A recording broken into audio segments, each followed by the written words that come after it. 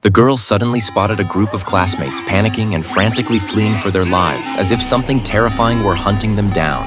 At that moment, Annie had no idea what was happening, but playing it safe, she followed the crowd into the house as more students rushed inside.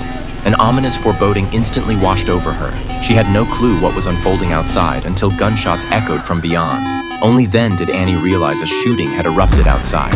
As the gunfire continued, Annie realized clearly that the classmates left outside had been brutally killed. In that moment, everyone plunged into utter despair.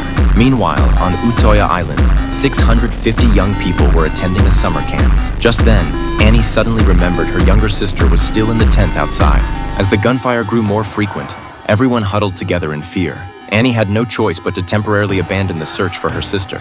Unexpectedly, just then, a classmate suddenly shouted, "Someone's coming!" This instantly terrified everyone into a panic. Without a word, they rushed toward the exit. But outside, corpses now littered the ground. To survive, Annie could only frantically follow the crowd forward.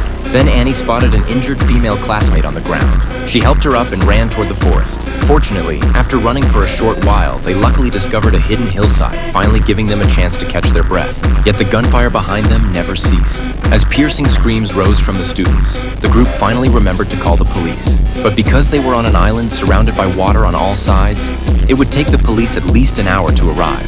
This realization instantly plunged everyone into despair. Still, they had no other options at the moment. They could only hide until the police arrived. Anne grabbed her phone and called her sister, but there was no answer.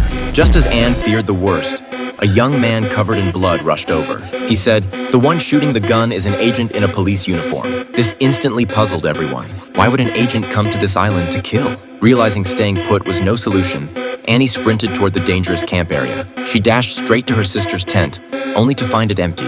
Only then did she notice her sister hadn't brought her phone. Just as Annie sank into despair, footsteps suddenly echoed outside.